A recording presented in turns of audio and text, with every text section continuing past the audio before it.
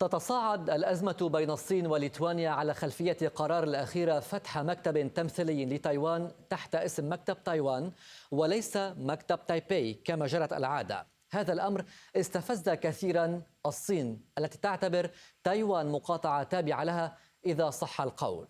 المواجهة احتدمت أكثر، وكانت خطوة بكين باستدعاء سفيرها من فيلنيوس لافتة للغاية، إذ أنها المرة الأولى التي تقوم بها الصين بذلك مع دولة في الاتحاد الأوروبي، وقد قيدت التجارة مع ليتوانيا وعلقت خدمات الشحن بالسكك الحديدية مع تلك البلاد التي قال وزير خارجيتها إن بلاده لن تتراجع، مع تأكيده بأنه ملتزم بإيجاد حل دبلوماسي لهذا المأزق. ليتوانيا أكملت خطواتها التصعيدية في وجه الصين، فنصحت مواطنيها بعدم استخدام أجهزة الهواتف الذكية الصينية، وبذلك تكون الصين قد اختارت المعركة مع ليتوانيا بفتح معركة جديدة مع أوروبا التي بات خطر الغزو الصيني يؤرقها. فهل تمضي ليتوانيا في تعزيز علاقاتها مع تايوان رغم الضغط الصيني الكبير؟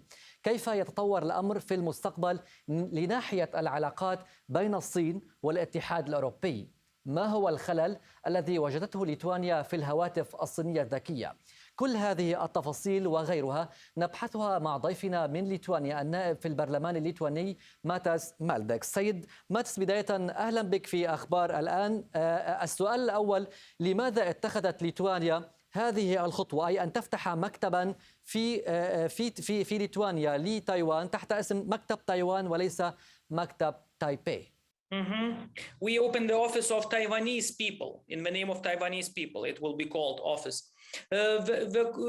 The question was like after the election, we had a political view that the political parties that formed the government was very pro-democratical, pro-rule of law, and we decided that we need to move in this direction. And would it be Belarus, Russia, or Taiwan? And we wanted to open an office there and to have their office in Lithuania. And we have consultations on that.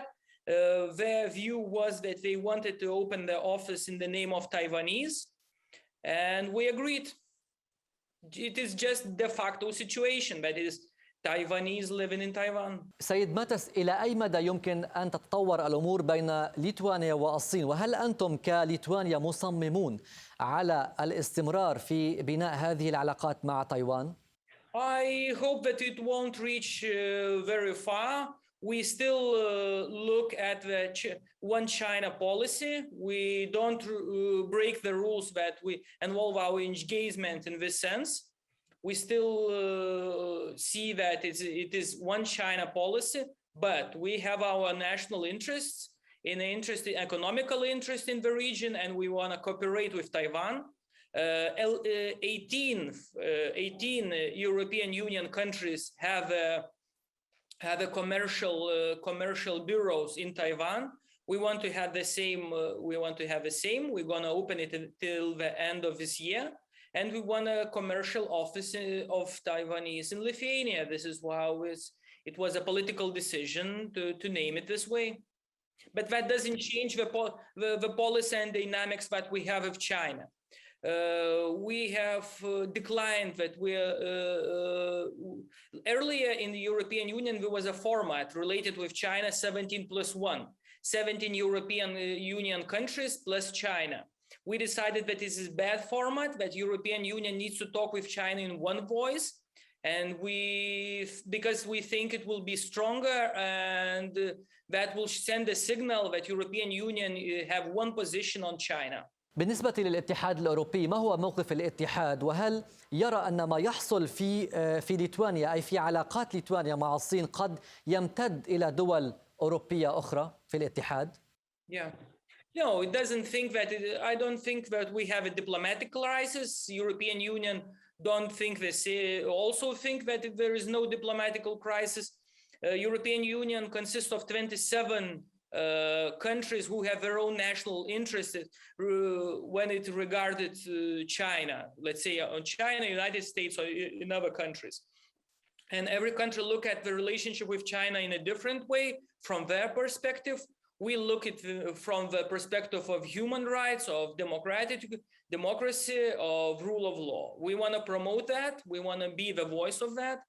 And if you look at the resolution that European Parliament took, it stand by very voicely with Lithuania. It said that it supports Lithuania and don't appreciate the pressure that Lithuania feels now from China, that it's not a way to cooperate with European Union country and NATO country, by the way. And I think we will have some sort of resolution and some sort of resolution of this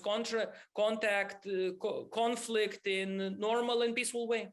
سيد ماتس، ليتوانيا قد حظرت الهواتف الذكية الصينية، ما الذي وجدته ليتوانيا في هذه الأجهزة؟ We have a lot of reservations. Our security services, they cooperate on the NATO level, on different level of security, and they find a lot of suspicious thing, from what I can say, a lot of suspicious thing regarding the information that could be sent from them to China. We don't want that. We don't think that China is our strategical partner in a sense.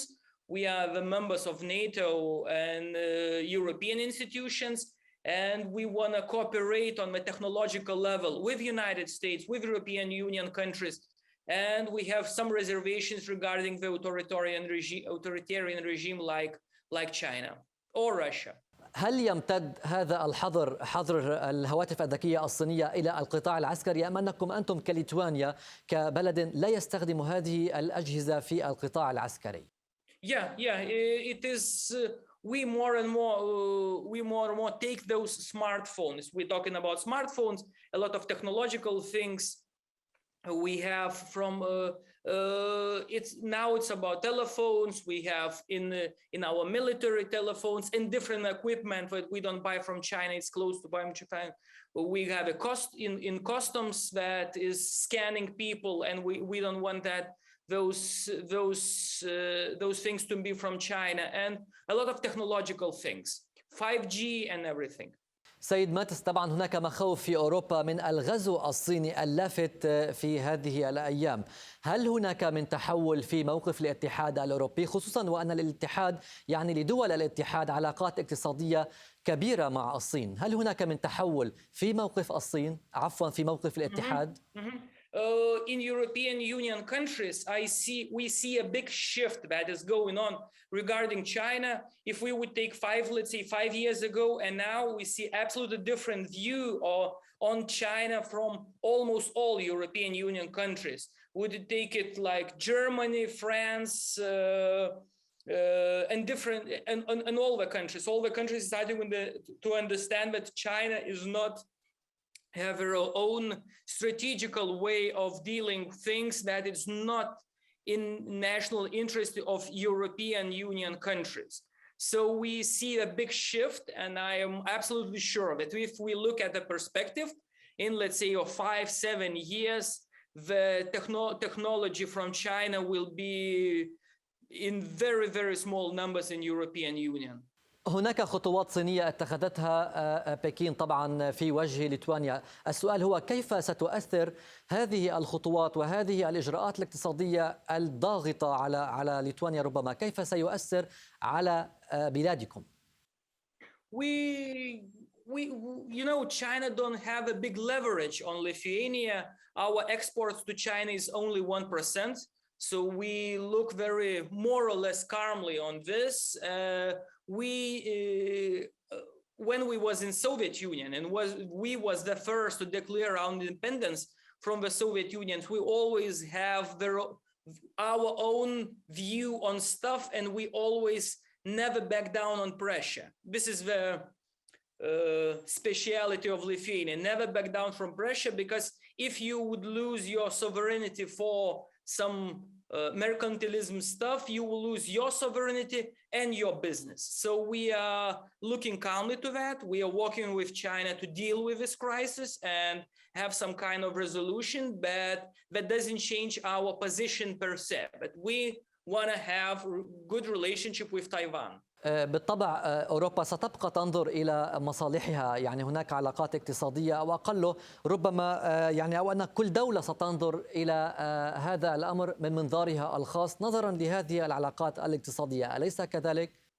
Absolutely. Absolutely. If you, as I already mentioned it, if you look at the European capitals, more and more European capitals starting to look at the China investment, at the China money, very, very reserved. And the shift is going on very big regarding the China. And we can see that shift, and is just in the process of that. In, let's say, if, as I already mentioned, if you look in 5 years, you will see that China will be back down from European Union as much as possible, because everybody understands that it's a question of national security, and China doesn't look to the world as we do, as we Europeans do, and we don't.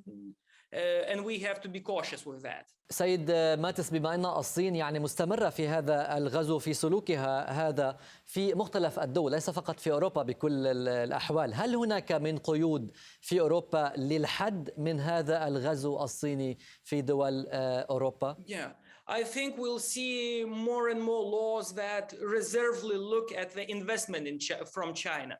The biggest thing and the biggest threat the Europeans see when they talk about China is the money that is coming from China, that is like they are coming for the investment, but you can see that those investments has political motives, some kind of to take technology, to have some, let's say, logistical, if we're talking about ports and everything.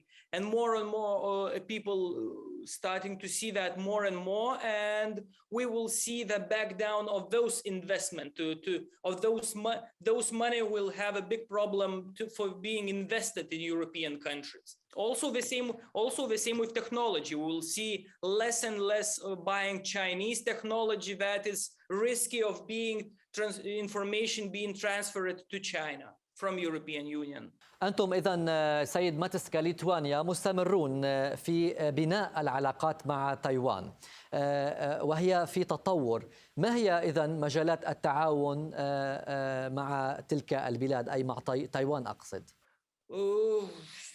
It is a big deal. We want to cooperate with Taiwan in economical sphere as much as possible.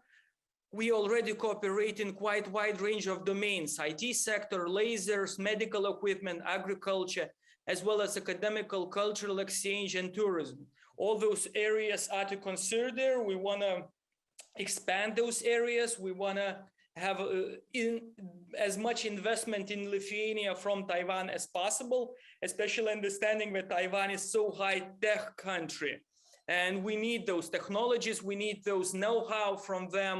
And if we can cooperate and create a win-win situation for Lithuania and Taiwan, that would be great. سيد ماتس، يعني في حال رفعت الصين أو زادت الصين من حجم الضغط على ليتوانيا، كيف سيتم التعامل مع هذا الأمر؟ As I mentioned it, they don't have much leverage on Lithuania. What they are doing now is they are working with the businesses that have relationship in China and need some equipment from China. They are pressing those guys. They don't deliver the contracts. They doing the stuff that they are doing. They will be doing that, but I don't think they can pressure us a lot, understanding that a lot of countries are watching to the situation. And if those countries will see that China is pressing Lithuania too much, they will understand that it's a question of them also. We see what happened in Australia. No country wants that. And they understand that if they can do that with Australia, with Lithuania, with different countries, they can do it with them also. So that, what does that mean from that country perspective? They are saying, okay, we need to cut our ties with China as much as possible. China don't want that also. And they understand that would pressing Lithuania too much would send a signal to other countries also. They know that United States are watching, different European countries are watching. They don't want that. They understand that you are watching. Now what we are talking with you on television, they understand that the whole world is watching what's being done in Lithuania. They don't want that. They want to present themselves as a people who, you can have business with. They don't want to be associated with pressure, with political blackmail. So pressing us, they try not to do it very, like under the table. That's it.